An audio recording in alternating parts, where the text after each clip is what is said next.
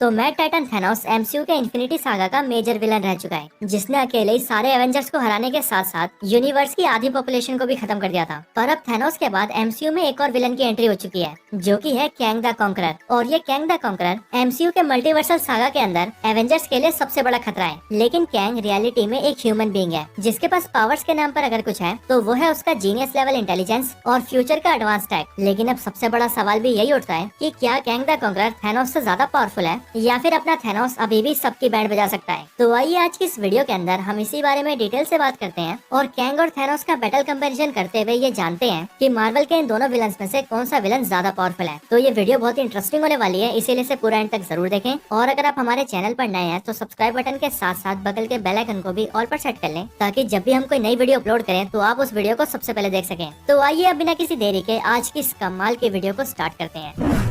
Origin and powers of Thanos. तो पहले बात करें थैनोस की, तो थैनोस एक इटर्नल डेविएंट हाइब्रिड है जो कि सैटर्न के मून टाइटन के ऊपर पैदा हुआ है। थैनोस एक इनक्रेडिबली स्ट्रॉन्ग कैरेक्टर है और इसे पूरे मार्वल सिनेमैटिक यूनिवर्स के सबसे पावरफुल कैरेक्टर्स में से एक माना जाता है। थैनोस का उसकी लाइफ के अंदर सिर्फ एक ही गोल रहा है, आधे लोगों को जान से मार देना, ताकि बचे हुए आधे लोग सारे रिसोर्सेज के साथ अपनी लाइफ को अच्छे से जी सके। लेकिन जब थैनोस ये सब अपने ग्रह टाइटन के ऊपर करता है, तब उसके प्लेनेट के लोग ही उसे पागल घोषित कर देते हैं और उसे अपने प्लेनेट से निकाल देते हैं। जिसके बाद आगे चलकर थैनोस ने अपनी बड़ी सी आर्मी बनाई और अपनी बड़ी सी आर्मी के साथ मिलकर वो दूसरे प्लेनेट्स पर जाने लगा और उन प्लेनेट्स के आधे लोगों को मारने लगा। और फिर अपने इसी काम को अंजाम देने के लिए थैनोस ने सारे इन्फिनिटी स्टोन्स को भी इकट्ठा किया और आधे यूनिवर्स की पॉपुलेशन को सिर्फ एक ही स्नैप में मिटा दिया। अब बात करें थैनोस की पावर्स की, तो एक इटर्नल होने की वजह से थैनोस बाय बर्थ ही बहुत ज्यादा पावरफुल है। थैनोस के पास super human strength, super human durability, stamina, super speed, agility and reflexes और रीजनरेटिव हीलिंग फैक्टर पावर है। थैनोस का फिजिकल स्ट्रेंथ इतना ज्यादा है कि वो टेसरेक्ट को अपने एक ही हाथ से क्रश कर चुका है, लोकी जैसे एसगार्डियन गॉड को उसका गला दबाकर मार चुका है, बैटल ऑफ टाइटन के अंदर आयरन मैन को उसके मार्क 50 आर्मर के साथ भी टेक डाउन कर चुका है, कैप्टन अमेरिका जैसे सुपर सोल्जर को एक ही पंच में नॉकडाउन कर चुका है, विजन की वाइब्रेनियम बॉडी को अपनी उंगलियों से तोड़ चुका है और तो और वो हल्क से लड़कर उसे भी हरा चुका है।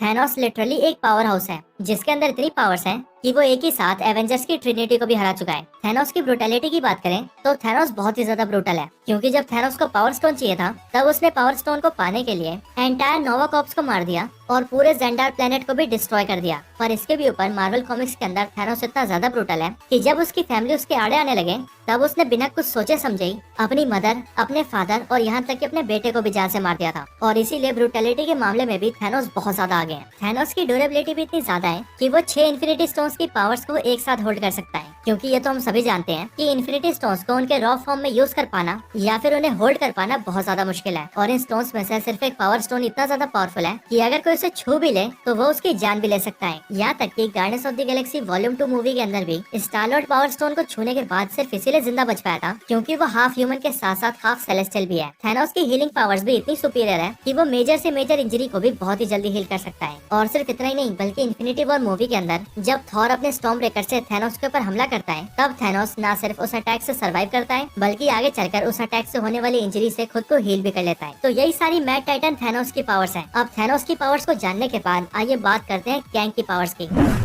Origin and powers of Kang the conqueror. तो कैंग का रियल नेम नथानियल रिचर्ड्स है, जो कि बिलोंग करता है 31st सेंचुरी से।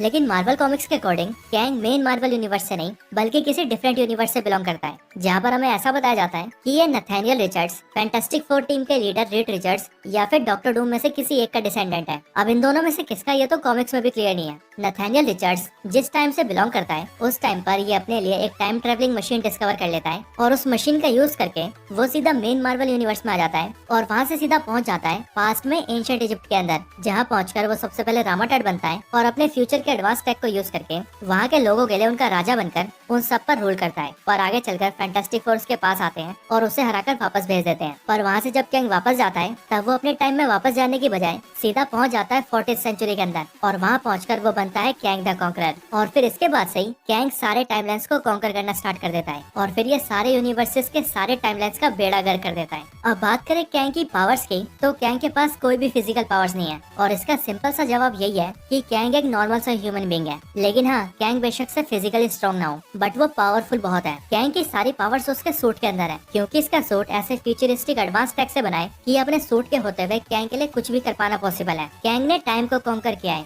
और इसी वजह से कैंग के अंदर जितनी भी पावर्स हैं, वो सारी पावर्स भी टाइम से जुड़ी है। और क्योंकि कैंग अपने आप को टाइम के परे कर चुका है, यानी कि वो खुद को टाइम से ऊपर कर चुका है, इसीलिए टाइम का कोई भी लॉ कैंग के ऊपर लागू नहीं होता। कैंग द कॉन्करर किसी चलते फिरते हथियार से कम नहीं है, क्योंकि इसके सूट के अंदर ऐसे ऐसे एडवांस वेपन्स फिट हैं जिनसे ये अकेला बंदा अगर चाहे तो पूरे प्लेनेट तक को तबाह कर सकता है। और अगर ये बात करें कि कैंग के सूट के अंदर किस तरह के वेपन्स फिट हैं और ये उनकी मदद से कैसे कैसे अटैक्स कर सकता है, तो वो अटैक्स हैं एनर्जी बीम फायर करना, लेजर बीम फायर करना, इलेक्ट्रिक शॉक देना, अपनी फिंगर से मैग्नेटिक फील्ड्स को कंट्रोल करना, ग्रेविटेशनल फोर्स को कंट्रोल करना, टेलीपोर्टेशन पोर्टल को ओपन करना और फ्लाई करना भी। कैंग अपने सूट के जरिए ये सारे काम कर सकता है। इन सब के अलावा कैंग के पास एक टाइम चेयर भी है, जिस टाइम चेयर के जरिए कैंग अपने मन मुताबिक किसी टाइमलाइन में भी जा सकता है और यहाँ तक कि किसी और यूनिवर्स में भी जा सकता है। इसके साथ ही ये टाइम चेयर कई सारे वेपन्स को भी कैरी करती है, जिन वेपन्स का यूज कैंग अपने डिफेंस के तौर पर करता है। और अगर कोई दुश्मन कैंग के ऊपर हमला कर रहा हो तो कैंग की टाइम चेयर कैंग के चारों तरफ एक सिक्योरिटी लेयर बनाकर कैंग को प्रोटेक्शन भी दे सकती है। और इन सब के भी ऊपर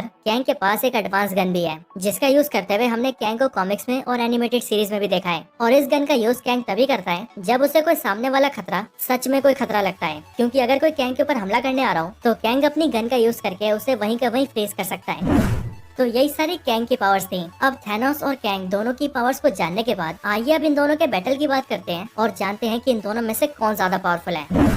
तो कैंग और थैनोस के बैटल के अंदर अगर इन दोनों के फिजिकल स्ट्रेंथ की बात करें तो फिजिकली कैंग थैनोस के सामने टिकेगा भी नहीं, क्योंकि कैंग सिर्फ एक नॉर्मल ह्यूमन है, जबकि वही थैनोस एक इटर्नल है जिसके अंदर गजब का फिजिकल पावर है। और इसीलिए रॉ स्ट्रेंथ के मामले में थैनोस कैंग को चुटकी बजाते ही मार देगा। लेकिन कैंग मार्वल का वो विलन है जो कि जाने जाता है अपने तेज दिमाग और अपने एडवांस टेक की वजह से। और इसीलिए अगर कैंग द कॉन्करर अपने एडवांस सूट और अपने टाइम चेयर के साथ थैनोस का सामना करे तब कैंग थैनोस को हरा सकता है। और ऐसा इसीलिए क्योंकि कैंग के पास टाइम की पावर्स है। इसीलिए जब थैनोस कैंग से लड़ने आएगा तब वो लाख कोशिशों के बाद भी कैंग को छू तक नहीं पाएगा, क्योंकि अगर आपने लोकी सीरीज देखी होगी तो लोकी सीरीज के फाइनल एपिसोड के अंदर जब लोकी और सिल्वी कैंग के वेरिएंट ही हुरिमेस को मारने जाते हैं तब उसके हाथ में एक ऐसा डिवाइस होता है जिसके जरिए वो टाइम में कुछ सेकंड्स आगे और कुछ सेकंड्स पीछे जा सकता था। और इसी वजह से लोकी और सिल्वी के अटैक्स करने के बाद भी वो कैंग के वेरिएंट ही हुरिमेस को छू भी नहीं पाते हैं। और अगर आप सभी को ऐसा लग रहा हो कि थैनोस अपने इन्फिनिटी स्टोन्स के साथ कैंग का सामना कर सकता है, तो मैं आपको बता दूं कि इन्फिनिटी स्टोन्स कैंग के आगे बिल्कुल बेकार है।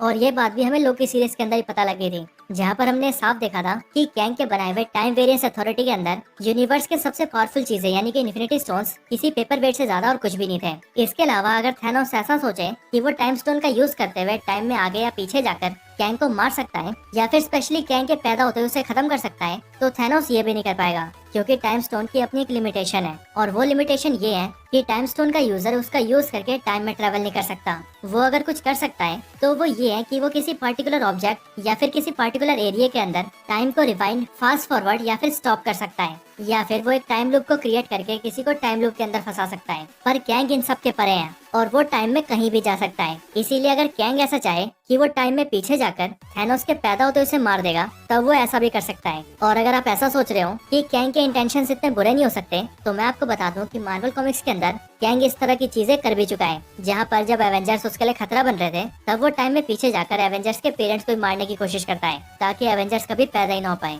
लेकिन अगर इन सबसे हटकर अगर कैंग और थैनोस को आमने सामने छोड़ दिया जाए तो उस लड़ाई में भी कैंग थैनोस को हरा सकता है। और इसका जवाब भी हमें मार्वल कॉमिक्स की अभी रिसेंट सीरीज में मिला था, जहाँ पर हमें ऐसा दिखाया गया था कि जब Kang the conqueror main Marvel universe को पूरी तरह से कॉन्कर करने की कोशिश करता है तब उसे रोकने के लिए थैनोस भी एवेंजर्स का साथ देता है। पर जब वो सारे कैंग के सामने उसे मारने जाते हैं तब उस टाइम पर कैंग थैनोस के पास जाकर अपने हाथों से उसकी गर्दन दबा देता है और एक ही पल में उसे उसका पूरा टाइम दिखाता है। और फिर इसके अगले सेकंड कैंग के हाथों में थैनोस का कंकाल होता है, विच मीन्स कैंग इतना पावरफुल है कि वो थैनोस को सिर्फ एक सेकंड में खत्म कर सकता है। और वैसे भी हमें ये नहीं भूलना चाहिए कि थैनोस सिर्फ एक यूनिवर्सल थ्रेट है, जबकि वही कैंग द कॉन्करर एक मल्टीवर्सल थ्रेट है। और इसीलिए इस बैटल के अंदर भी कैंग थैनोस से ज्यादा पावरफुल कहलाता है। और इसीलिए अगर इस बैटल के विनर की बात करें तो कैंग वर्सेस थैनोस के बैटल का clear winner Kang the conqueror है। Conclusion, Kang wins.